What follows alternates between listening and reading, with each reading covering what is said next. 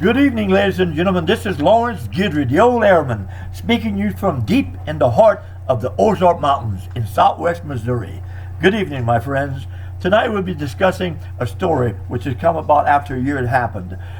It's who is Seth Rich, and was his death really connected to Hillary Clinton?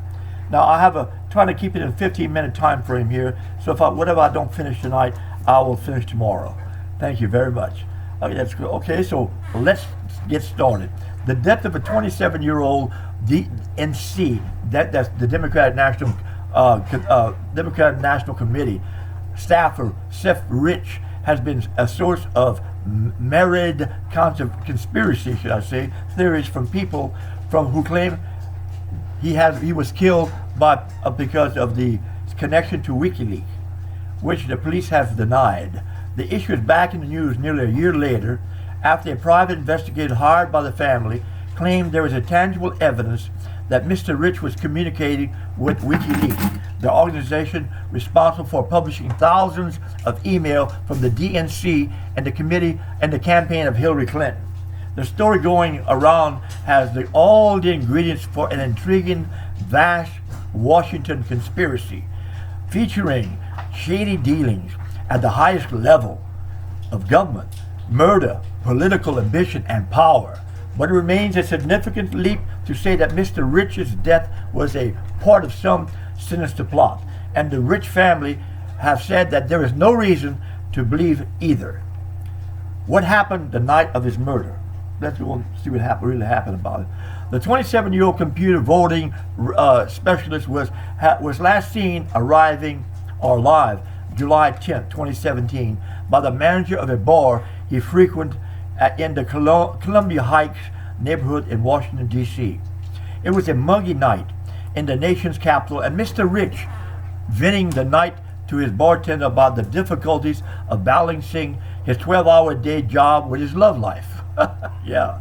Okay. After the bar closed around 1:45 a.m. that morning, the manager offered to call Mr. Rich a cab to take him the mile or so to his house, but he refused and said he preferred to walk and was thinking about stopping by the nearby Wonderland Ballroom, according to police. Some reports indicated that Mr. Rich was highly intoxicated when he left the first bar, and it wasn't later confirmed that he had actually stopped by the Wonderland Ballroom. What is evident, though, is that he chose to walk home several dicey blocks in an area of town that was quickly gentrifying and seeing a surge in reports of crime. In other words, it's probably a scary place. Mr. Rich was shot and killed around 4:20 a.m. and while on the phone to his girlfriend, or with his girlfriend. What he did for the roughly 2.5 hours between leaving the first bar and getting killed remained unclear. Rumors quickly swirled on the right-wing blogs and Twitter that Mr. Rich's death may have been politically motivated, since some even claim, without evidence, that Democratic officials may have killed Mr. Rich in revenge for the leak. However, police said that the death was likely a robbery gone wrong, and that he had no evidence his murder was related to his job at the DNC. Police noted that there were several other armed robberies in the area that occurred in the days before his death. 7 arrests were made following his murder, and firearms were produced, but they didn't match the ballistics in Mr. Rich's death. Though police says that Mr. Rich was the victim of a robbery gone wrong, he was found shot in the back, still in possession of his wallet, his credit cards, and his cell phone.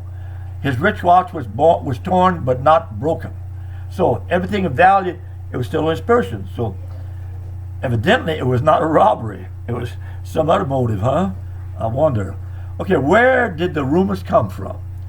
WikiLeaks offered a $20,000 reward for any information that would lead to an arrest and conviction in the case, sparking the rumors that Mr. Rich was somehow involved in the leaks to the whistleblower group.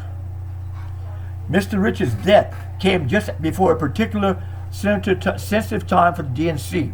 WikiLeaks published thousands of DNC emails and documents on July 22nd, leading to the resignation of the DNC chairwoman Debbie Wasserman Schultz. That's a name. That's a long name. Right before the 2016 Democratic National Convention. The DNC had publicly disclosed that their networks had been breached in June of that year. Those emails were particularly damaging because they showed that the DNC had actively tried to undermine the presidential campaign of Vermont Senator Bernie Sanders, who surprised much of the Democratic establishment with a competitive challenge to the eventual nominee, Hillary Clinton.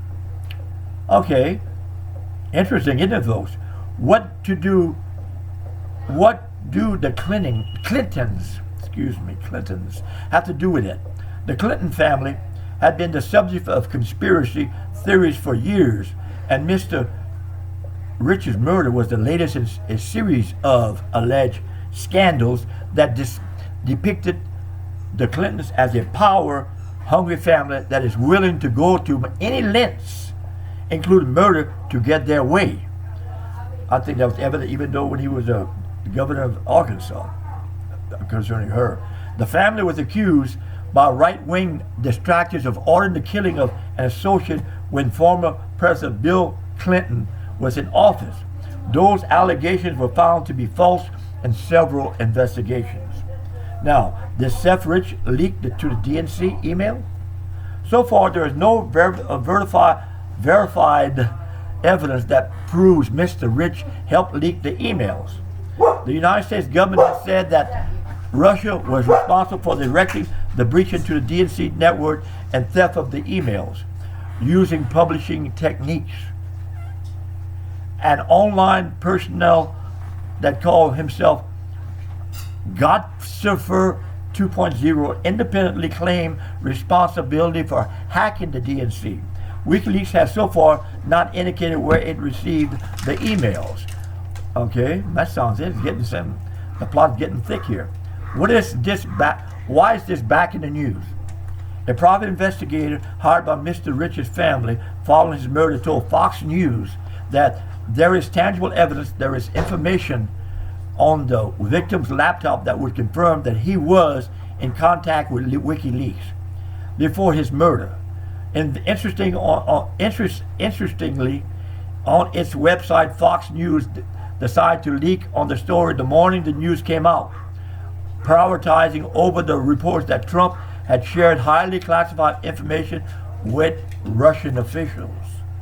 Fox News later said in a statement that Seth Rich's story had not been subject to high degree of editorial scrutiny. On March 16th, a story was posted on the Fox News website on investigation into the 2016 murder of the DNC staffer Seth Rich. The article was initially subject to the high degree of editorial scrutiny we require for all our reporting. Upon appropriate review, the article was found not to meet those standards and has since been removed. The network said in a statement a week after Rich's story was revamped and after intense scrutiny and debunking. What's important to note is that it does not appear that the private investigator who offered his services to the Rich family and had his fee paid for by a third party had actually reviewed information on the laptop because it is in police custody. The private investigator, a former homicide detective, appeared to have received information from police sources. FBI sources later told Newsweek that the Bureau was not investigating the murder, refuting claims of the private investigator. So tonight, folks, I'll end there, and tomorrow we'll start off at what the family says.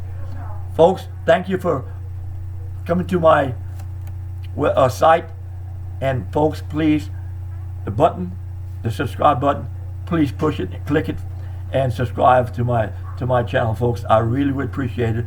And let your friends know, folks. And it would really help me out a bit. And I really appreciate it. So, folks, good night, stay safe, and may God bless.